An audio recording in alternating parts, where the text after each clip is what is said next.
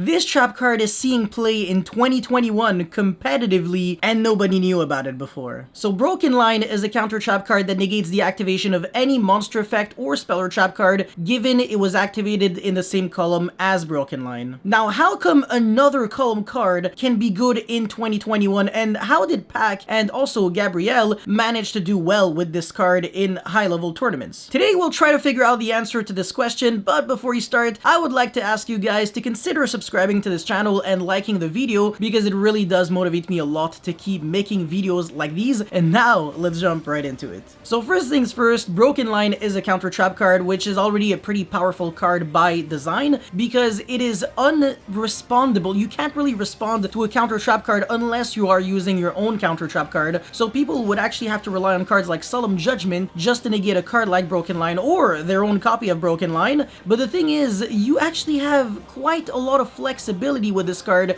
and this is what we're going to actually cover in this video. The fact that it can actually negate really powerful omni-negation monsters like Hot Red Dragon Archfiend Abyss and Borreload Savage Dragon allows you to completely break boards going second, especially when used in conjunction with other cards such as Dogmatica Punishment, Torrential Tribute, and Ice Dragon's Prison. This card really has the potential to be a board breaker, like I said, in trap decks. And it really isn't a card like Solemn Judgment, which only negates spells and trap cards, meaning that it is not really as good going second. People really like Solemn Strike going second because negating monster effects is the most crucial thing when we're talking about combo decks, because like I said, these decks don't really use trap cards such as Solemn Judgment and other just usual trap cards in general. I guess the Dragon Link deck does use Dragon Maid Tidying, but it doesn't necessarily have to rely on it that much. It will usually summon Borreload Savage and Hot Red Dragon Archfiend Abyss if possible. But the thing is, you can actually kind of trick your opponent and trap it with this card, given that you have other good cards to go along with it. Now, despite having an extremely powerful effect, this card does have an issue, and that is the activation requirement, the fact that the card has to be activating itself in the same column as Broken Line. So you can kind of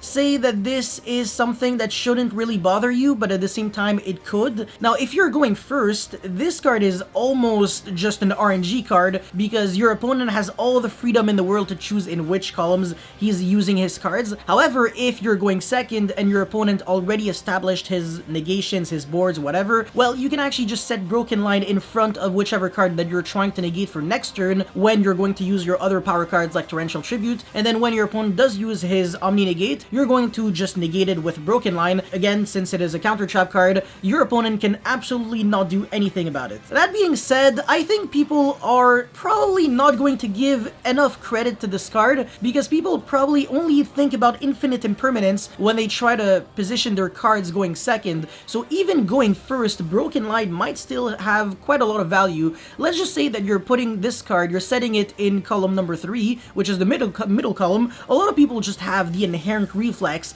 to use this card, their cards going second in the middle column. They just kind of think, well, I don't have any monsters on the field, I don't have to be scared of imperms, so why would I really respect columns? They're not really putting the cards permanently on the field, so they're also not losing to Mech Knights. Now, this card, Broken Line, will introduce a brand new mechanic to the game, even though it's not really brand new, it's kind of old, but people were just sleeping on it, where people will always have to respect columns regardless of what they are doing. And it's funny because Broken Line wasn't the very first column card. There was actually a really old one that actually destroys, I think, every single card in the same column or something like that. But it is pretty funny to see that just messing up your columns can end up in your cards getting negated and you consequently losing the game. In conclusion, do I think that the card is really broken? I don't think it's broken. I think it's really good, and I think it is amazing going second. It basically just ends up acting as an extra Solemn Strike, which is basically what people were wanting, like were wishing for with this card. They were really just trying to play 6 Solemn Strikes instead of just 3, because everybody knows how ridiculously powerful the card is. Like I keep mentioning in every single one of my deck profiles that feature trap cards, I always say try to play your 3 Solemn Strikes before you play your first Solemn Judgment. It really does make a difference when you're trying to go second,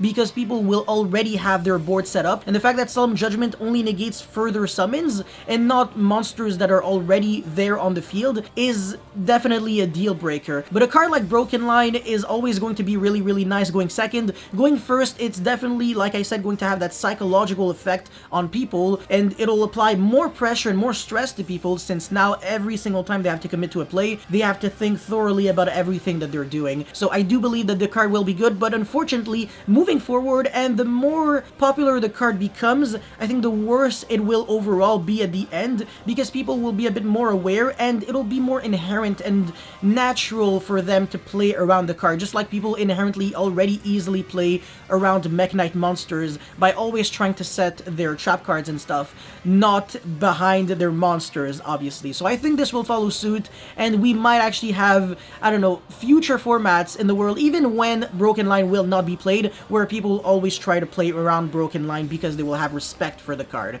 So that's all I had to say for this review on Broken Line. I really hope you guys were able to enjoy and learn a thing or two. If you did, definitely make sure you leave a comment in the comment section below, and also a like and a subscribe, because like I said, it would help me out a lot making videos like these. And that's pretty much it. Thanks for watching. I'll see you next time. Peace.